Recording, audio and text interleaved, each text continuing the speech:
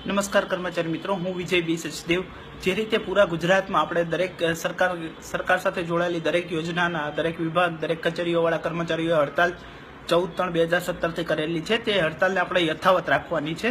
કારણ કે સરકાર જ્યાં સુધી આપણા દ્વારા બનાવવામાં આવેલી પોલિસી કેમ જે પોલિસીમાં માત્ર ને માત્ર બે જ મુદ્દા છે, equal work equal pay and equal job security, કે જે બે મુદ્દા માટે તો સુપ્રીમ કોર્ટે પણ ચુકાદો આપેલો છે કે આ વસ્તુ ઇક્વલ વર્ક ઇક્વલ પે હોવી જ જોઈએ। તો ગુજરાત સરકાર કેમ એનું પાલન નથી કરતી?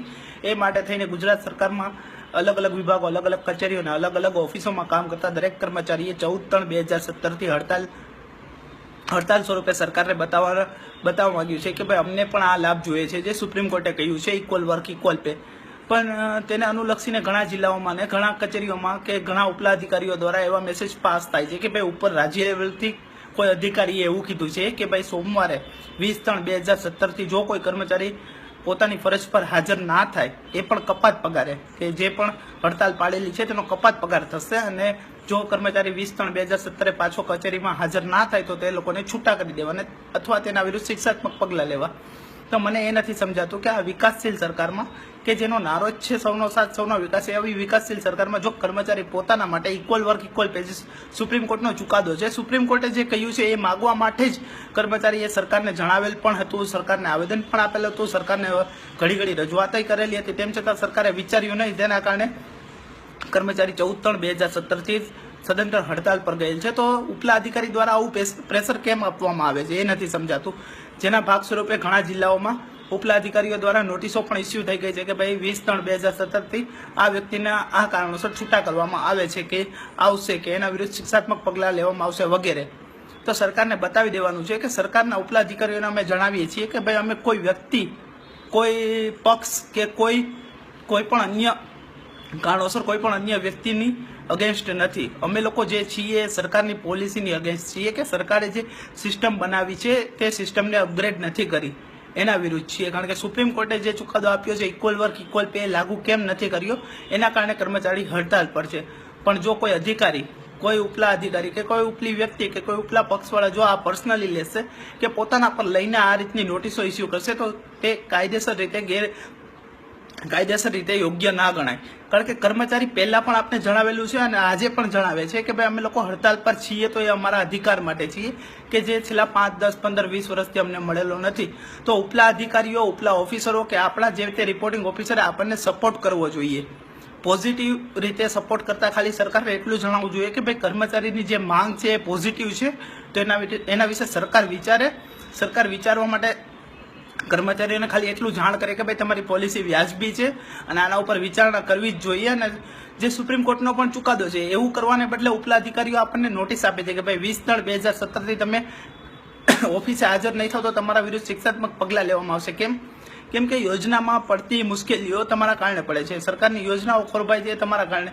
પણ તમને લોકોને આજે ઉપલા અધિકારીઓને જણાવવાનું કે તમને લોકોને આજે જ યાદ આવ્યું જ્યારે 5, 10, 15, 20 વર્ષથી આ જ કર્મચારીઓ તમારી યોજનાઓને સક્સેસ બનાવવા, તમારી વિકાસના સ્લોગનને આગળ વધારવા માટે કામ કરતા હતા કોઈ પણ જાતના અધિકારો વગર, ત્યારે તમને યાદ ન આવ્યું કે ભાઈ આવા કર્મચારીઓ માટે આપણે ઉપર રજૂઆત કરીએ કે ભાઈ આ લોકોનો જે અધિકાર છે એ તો એમને આપો। આજ સુધી કોઈ પણ કચેરીના કોઈ પણ ઉપલા અધિકારીએ પીએફ માટે પણ સરકારને લખેલું નથી કે ભાઈ આ લોકોનું પીએફ તો આપો, જે યોગ્ય આપવા પાત્ર છે એવું પણ નથી લખેલું। તો બીજા બધા લાભો તો દૂર રહી ગયા। તો ઇક્વલ વર્ક ઇક્વલ પે જે સુપ્રીમનો ચુકાદો છે એના માટે જો ઉપલા અધિકારી રાજ્ય લેવલે કોઈને અથવા સરકારને ના લખી શકતા હોય તો તમે અમને નોટિસ કયા આધારે આપી શકો છો? અને તમે જો કહેતા હો કે અમે જાણ વગર ગયા છીએ તો અમે જે તમને પોલિસી રજૂ કરેલી છે, જે પોલિસીમાં પ્રથમ પેજ છે સંમતિ પત્ર, તેમાં ચોખ્ખું લખેલું છે કે ભાઈ 14/3/2017 અમારી માંગો નહીં સંતોષાય ત્યાં સુધી અમે હડતાલ પર છીએ। એનો મતલબ એમ કે અમે તમને જાણ કરેલી છે, એ પોલિસી તમારા સુધી પહોંચેલી છે। પોલિસી પહોંચેલી છે તો તમે કઈ રીતના કહી શકો કે આ લોકો વગર જાણે હડતાલ પર છે? તો મહેરબાની કરીને દરેક અધિકારી તેમજ સરકાર કે જે પણ વ્યક્તિ આને પર્સનલી લીધું હોય તેને મહેરબાની કરી દરેક કર્મચારી વતી જણાવવું છે કે આને પર્સનલી ના લો, અને તમારા દ્વારા જે એક્શન લો છો એ ગેરવ્યાજબી છે। તમે શિક્ષાત્મક ના કરી શકો, તમે હા અમે હડતાલ પર છીએ તમે કપાત પગાર આપો, કંઈ વાંધો નહીં, અમે અમારો પગાર કપાવવા માટે રેડી છીએ, પણ આટલા વર્ષ જે અમારું શોષણ થયું છે તે માટે તમે સરકારને તો કંઈ લખો કે ભાઈ સરકાર ઇક્વલ વર્ક ઇક્વલ પે જે આ લોકોની માંગ છે એ યોગ્ય છે, એના માટે સરકારે વિચારવું જોઈએ ને એ એમને આપવું જ જોઈએ, પણ હજુ સુધી આપેલું નથી। હવેથી આ હડતાલ 14/3/2000 વાળી 2017 જે હડતાલ પાળેલી છે તે કન્ટિન્યુ રહેશે જ્યાં સુધી સરકાર અમારી પોલિસી માન્ય ના રાખે, જ્યાં સુધી સરકાર અમને સુપ્રીમ કોર્ટના જજમેન્ટ મુજબ ઇક્વલ વર્ક ઇક્વલ પે ના આપે ત્યાં સુધી અમારી હડતાલ કન્ટિન્યુ રહેશે. તો મહેરબાની કરીને દરેક અધિકારી, તે જિલ્લા લેવલે હોય કે રાજ્ય લેવલે હોય, દરેકને વિનંતી કરું છું, દરેક કર્મચારી વતી, કે હવે કોઈ આ રીતના નેગેટિવ મેસેજ ના પાસ કરે કે નેગેટિવ વિચારધારા અમારા પ્રત્યે ના રાખે. અમે આજે પણ પોઝિટિવ છીએ, આવતીકાલે પણ પોઝિટિવ રહેશું અને અમે લાઈફ ટાઈમ પોઝિટિવ રહેવાના છીએ. પણ અત્યારે આ હડતાલનું શસ્ત્ર એટલા માટે જ ઉગામવામાં આવ્યું છે કે સરકારે 5, 10, 15, 20 વર્ષ સુધી અમારા માટે કંઈ કરેલું નથી. તો એને યોગ્ય ગણીને અમારો સાથ આપવા બધા અધિકારીઓને, રાજ્ય લેવલે તેમજ જિલ્લા લેવલે બધા અધિકારીઓને અમારી નમ્ર વિનંતી છે. દરેક કર્મચારી, 4,70,000 કર્મચારી વતી હું અપીલ કરું છું કે દરેક અધિકારી અમારી સાથે રહીને અમારી માંગ છે એને પોઝિટિવ લે. તમે તમારા લેટર પેડ ઉપર કે દરેક અધિકારી પોતાના હાથે પત્ર લખી અને ખાલી એટલું તો સરકારને જણાવી શકે કે ભાઈ આ લોકોની જે માંગ છે એ યોગ્ય છે, તો એના માટે વિચારવું. દરેક જિલ્લામાંથી દરેક અધિકારી એક પત્ર લખશે ને તો પણ સરકાર સુધી ઘણા પત્રો પહોંચશે. એ જ રીતે અમે 182 વિધાનસભાની સીટ છે ગુજરાતની, દરેક મત વિસ્તારના જે તે ધારાસભ્યને અમે કહેવાના છીએ કે તમે પણ એક પત્ર સરકારને લખી આપો કે ભાઈ equal work equal pay supreme કોર્ટનો ચુકાદો છે તે હોવો જ જોઈએ. અમને સરકાર સાથે કોઈ પ્રકારનો વાંધો નથી, પણ આ જે પોલિસી ખોટી છે એ પોલિસી સામે વાંધો છે. થોડીક સરકાર પોતાની પોલિસી ડેવલપ કરે અને થોડુંક સુપ્રીમ કોર્ટે જે કહ્યું છે એ માન્ય રાખો. ઇક્વલ વર્ક ઇક્વલ પે અમે પ્રોમિસ કરીએ છીએ કે જે દિવસે સરકાર એમ કહેશે કે ઇક્વલ વર્ક ઇક્વલ પે અમને માન્ય છે, બીજા જ દિવસે અમે લોકો અમારી નોકરી પર હાજર થઈ જશું. અમને કોઈ પણ રીતના આ રીતના સ્કીમો બંધ કરીને કે કોઈ પણ રીતના પબ્લિકને હેરાન થાય એવું કામ કરવામાં કોઈ પણ રીતના ઓલું નથી. અમે પણ જાણીએ છીએ કે અમે સરકારની વિકાસલક્ષી યોજનાઓમાં કામ કરીએ છીએ અને વિકાસનો જે નારો છે એને પૂરો કરીએ છીએ.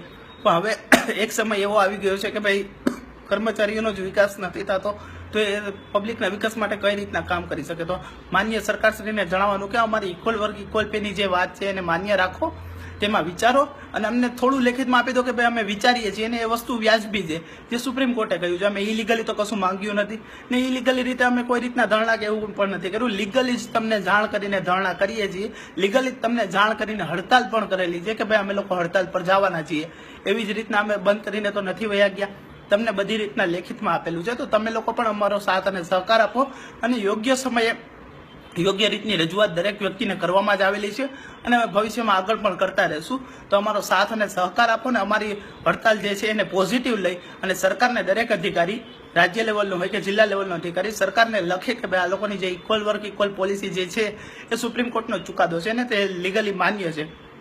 તો એટલો અમને સાથ અને સહકાર આપવા વિનંતી.